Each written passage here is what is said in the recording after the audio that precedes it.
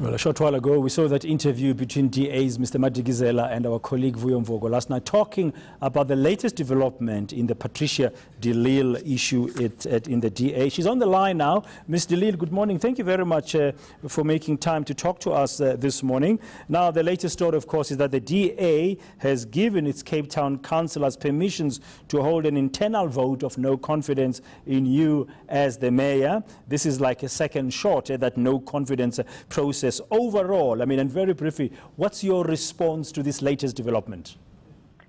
Well, there are certainly many questions that the DA need to answer. But let me start with the hypocrisy of me criticizing the party in public. Just last week, you had two members of parliament of the DA who had publicly criticized the DA on a value of the DA. Nothing was said about that. Is it because there are two white members of parliament, or what is the reason?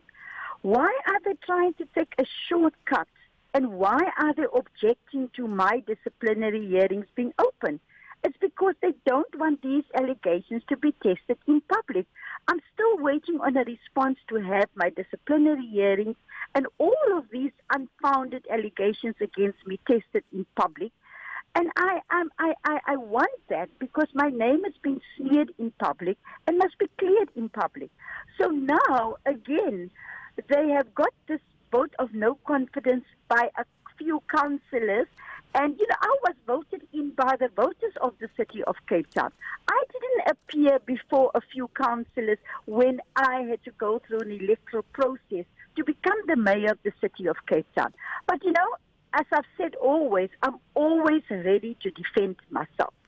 Now, Ms. de Lille, just on the issue of a public hearing, I had the Bonginkosi Madikizela tell my colleague Vuyo Mvogo in an interview last night, which we just replayed for our viewers a short while ago, saying that if you want a public hearing, you need to ask that in front, or you need to go to the FLC of the DA, not do it in public. What's your response to that?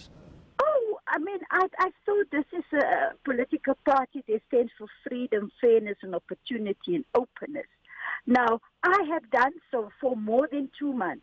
The only response that I got back was to say, no, we will not allow the public in. Now, they've never said whether they will allow the media in. Media 24 has also requested the hearing to be open. There's absolutely been no response to that.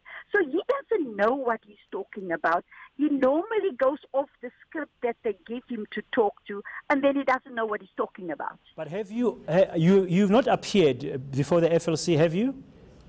No, we've written to the FLC, and I've got the responses, and I will make the responses public today, because it's obvious he doesn't know what he's talking about.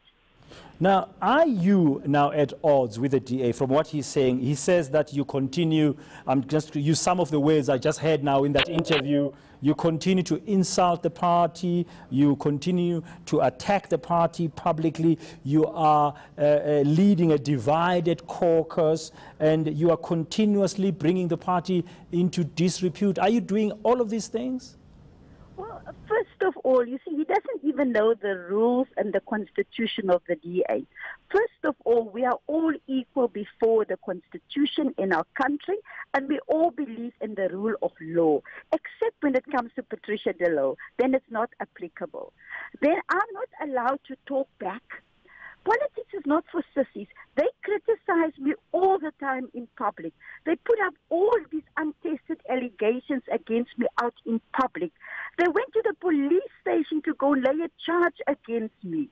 And I'm supposed to be quiet because, you know, somebody is higher than Patricia de Lille? No, I know my rights. I fought for these rights in the struggle against apartheid. Many people died for these rights that we are enjoying today. So if he doesn't know his constitution, both the country constitution and the DA constitution, they must write his script for him that he can start talking sense and not talking nonsense. Now, he said, Mr. Madikizela said that your caucus has lost confidence in you as a leader. Shouldn't you just step down, Ms. de Lille? Well, let us hear there must be a reason why people have lost confidence. And if there is a reason, in terms of the party's own constitution, let's test that reason. There's what we call the ultra partem rule. Hear the other side of the story. Those days are long over during the years of apartheid, where people just accuse you of something, they find you guilty, and they sentence you. People are the judge, the jury, and everything.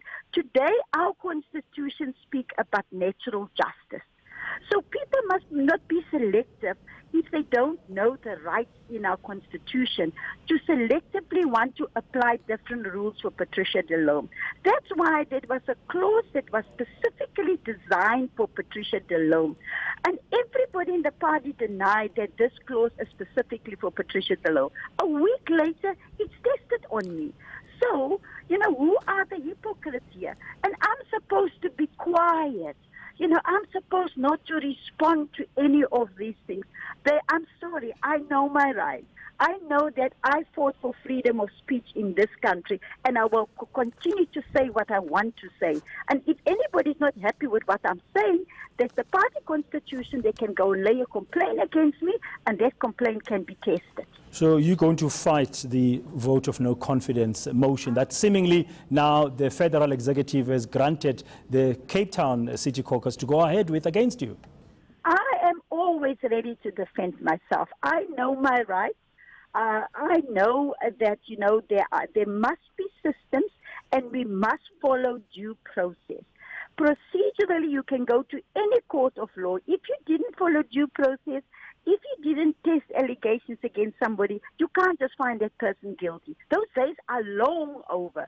We now live in a country where there's a separation between the executive, judiciary, and parliament, and that separation must be respected. The problem with Mr. Madikizela is that he doesn't know the difference between party and state. And they are mixing the two issues because, on the other hand, they want to interfere in the governance, and they've got the right to do so, but there are processes in the party how we do that. And on the other hand, they want to say, no, it's fine.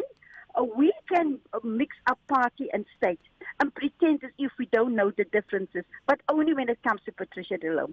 When Helen Zille was still the leader of the Democratic Alliance, Helen Zille made sure that there was consistency in the party. Helen made sure that we had systems and due process. And she protected the right of every single member of the DA to make sure that that member is not victimized. Today, that has gone out by the window. There's no consistency. Members are not treated the same. Like I used the example of the members of parliament last week. They were in the media. They wrote public letters to the media. Did anything happen to them? No, that was called a debate. Thank you, Nothing wrong. Thank you, Mr.